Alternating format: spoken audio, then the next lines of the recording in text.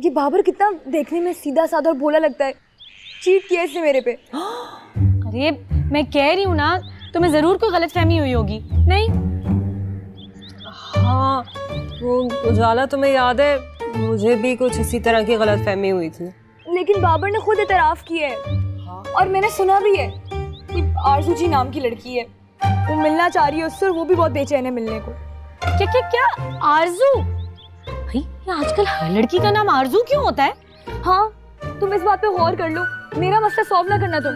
अच्छा, सॉरी, मैं अभी बाबर से बात करती हूँ। हाँ, किधर है ये? बताओ मुझे। बाबर, क्या हो गया? तशरीफ लाइए ना, मेरी बात कान खोल के सुनो तुम। अगर तुमने मेरी उजाला को अकेला और कमजोर समझा ना, तो मुझसे बुरा कोई नहीं होगा। वहाँ क्या देख रहे हो? यहाँ देखो, इसके साथ मुझ जैसी स्ट्रॉन्ग, बहादुर और बॉडीगार्ड टाइप की लड़की हर वक्त मौजूद है। समझ आई है तुम्हें? और ये जो आरजू पारजू है ना, इनको तो मैं 2 मिनट में ठीक कर दूं एक मुक्का मार के। तुम भी किन की बातों में आ रही हो? वो आरजू जी कमाली की आरजू जी हैं, मेरी नहीं। तभी तो मैं बोलूं, ये बार-बार आरजू नाम में क्यों सुन रही हूँ? हाँ, ठीक कह रहे हो। वैसे मुझे बहुत बड़ा मसला लग रहा है। जो आरजू है ना, वो कमाली के साथ सीरियस नहीं है। Thank you. ये मुझे पहले दिन से पता है और मैं कब से कह रही हूँ, लेकिन कोई मेरी बात ही नहीं सुन रहा है। बहुत बड़ा मसला होने वाला है। तुम अपने दोस्त कमाली को बचा सकते हो तो बचा लो। मुझे जैसी नन्ही सी जान पे कोई रहम करो। है, एक वक्त में मैं एक काम कर सकती हूँ। पहले मुझे उजाला से बात करने दो, फिर ऐसा करते हैं, हम कमाली के पास चलते हैं। अच्छा सुनो। हेलो, अब आप लोग को यकीन आ गया? मेरा मासूम दोस्त कभी जिंदगी में सिरातुल मुस्तकीम से नहीं हट सकता। आगे यकीन या और कुछ बाकी है? बस या कुछ और? नहीं, अभी के लिए इतना ही। चलते हैं फिर थोड़ी देर बाद कमाली के पास। खैर अब इतनी भी जल्दी नहीं है। वो कौन सा अभी बारात लेके जा रहा है? कोई मुझे भी बताएगा ये हो क्या रहा है? हाँ, रुको, इनको बताने की कोई जरूरत नहीं है। इनकी जिंदगी में पहले इतने मसले चल रहे हैं, रहने दो इन्हें।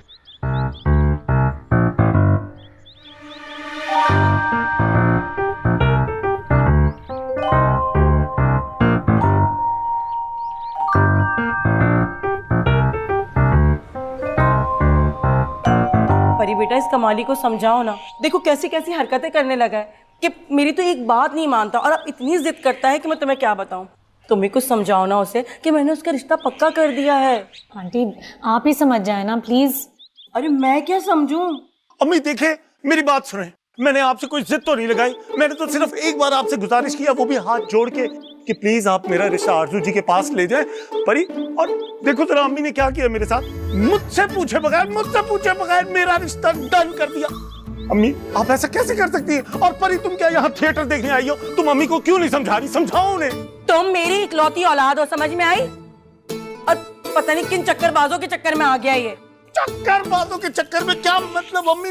एक बार आप आरजू जी की अम्मी से मिलके तो देखिए, इतनी डिसेंट खातून है वो तो ऐसे लगता है जैसे किसी जन्नत से आई हुई है। आप प्लीज किसी गलत फहमी में ना पड़े।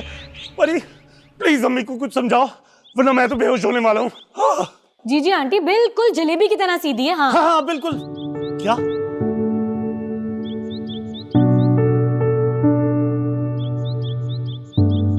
अरे ये तुमने क्या किया थी? तुम्हें तो मैं अपना दोस्त समझता था,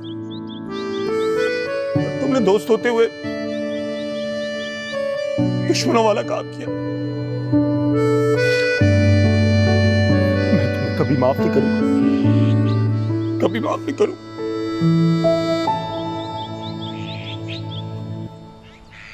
आंटी मुझे तो ऐसा लगता है कि अब इस मसले का ना एक ही हल है, बाबर से ही बात करनी पड़ेगी, वरना इस मसले का हल निकल ही नहीं सकता। आंटी भाई मैं क्यों बात करूं बाबर से? मुझे कोई बात नहीं करनी उससे। तो फिर और क्या करें? ये एक ही सोल्यूशन है। नहीं, कोई सोल्यूशन नहीं है। मुझे तो कुछ समझ में नहीं आ रहा। मैं बात करूं तो क्यों करूं उससे? फिर और क्या करें?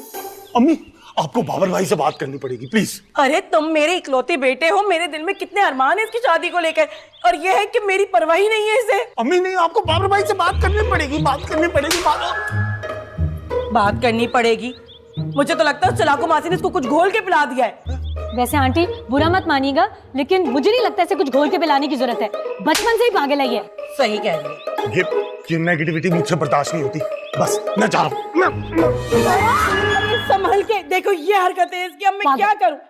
बचपना है, चल चल के खाना खा। आप लोग मेरा पीछा छोड़ क्यों नहीं देते? कहा है ना मुझे भूख नहीं है।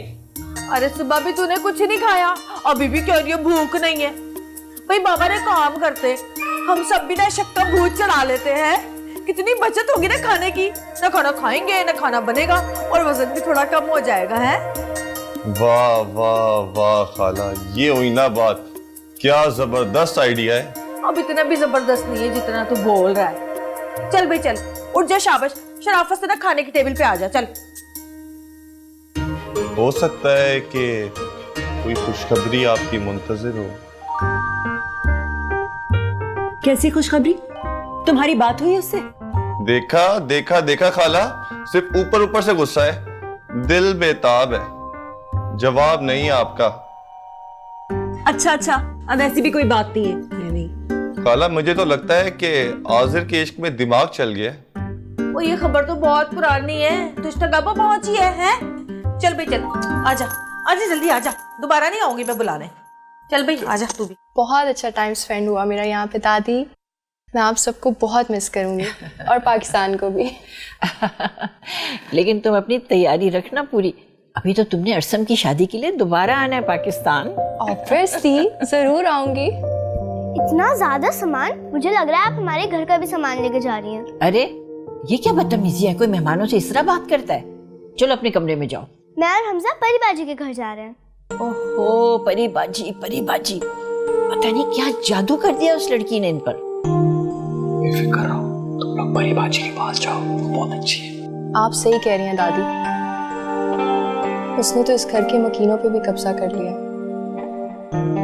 खैर आप अपना बहुत सारा ख्याल रखिएगा दादी, अब लेट हो रही हूँ तो चलते हैं। अरे जीती रहो बेटा, अल्लाह की अमान में जाओ, खैरियत से पहुंचो इंशाल्लाह। खुदाफिज। अमानुल्लाह, इधर आ जाओ, सामान उठाना है।